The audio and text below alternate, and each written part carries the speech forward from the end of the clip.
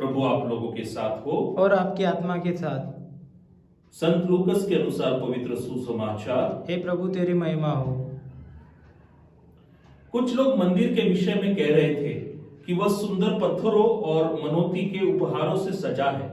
इस पर ईसा ने कहा, वे दिन आ रहे हैं जब जो कुछ तुम देख रहे हो उसका एक पत्थर भी दूसरे पत्थर पर नहीं पड़ा रहेगा, सब डाल दिया जाएगा।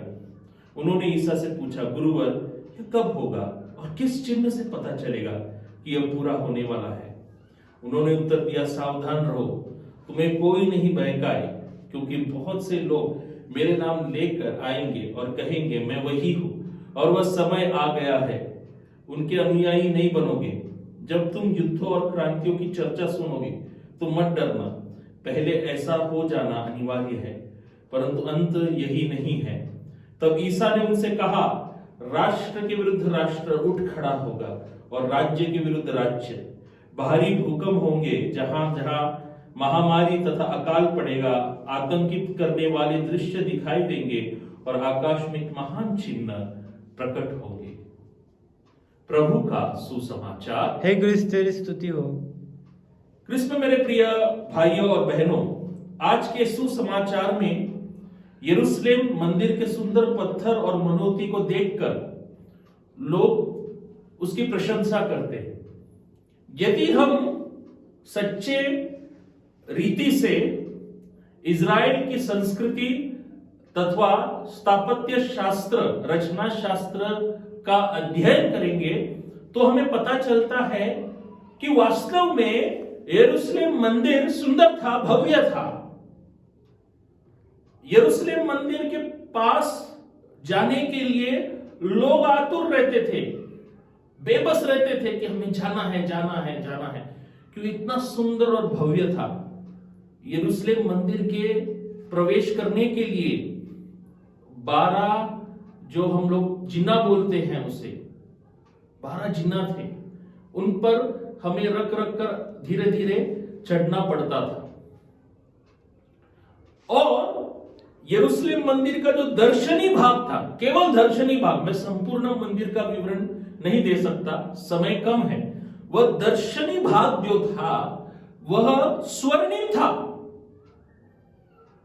सच्चा स्वर्ण से बना हुआ था और करीब 35 मीटर उसकी ऊंचाई थी और 12 सीढ़ियां लगती थी, 12 जिन्ना लगती थी यरूशलेम मंदिर चढ़ने के लिए। इतना भव्य मंदिर। लेकिन आगे जाके क्या हुआ हम सबको मालूम है।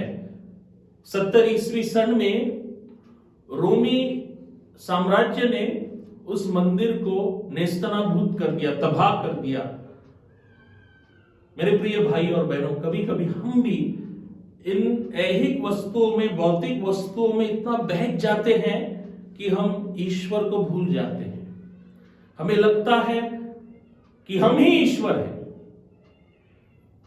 हम उस निर्माता को भूल जाते हैं जिसने हमें सब कुछ प्रदान किया है, सभी आशीष दिए हैं। इसीलिए आज का यह सुसमाचार हमें प्रेरित करता है, प्रेरणा देती है कि इस जग में, इस विश्व में रहते हुए हमें यह चेतना होनी चाहिए, बोध होना चाहिए कि हमारा अंतिम गंतव्य स्वर्ग है।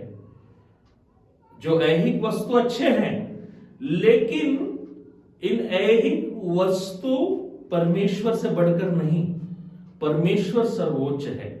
जिस प्रकार संत सेसिलिया, जो सभी गायक वृंदों की, क्रिस्ती गायक वृंदों की आश्रयदायिनी थी, संरक्षिका थी, उनका हम आज स्मृति दिवस मना रहे हैं। उनके पास सब कुछ था, धन था, साथ ही साथ मधुर आवाज थी, लेकिन उन्होंने केवल और केवल यीशु को ही चुना।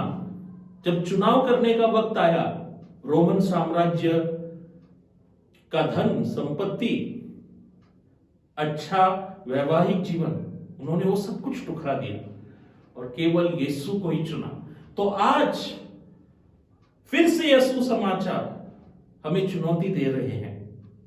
हम किसे चुने, यीशु को या इस विश्व को? आमीन।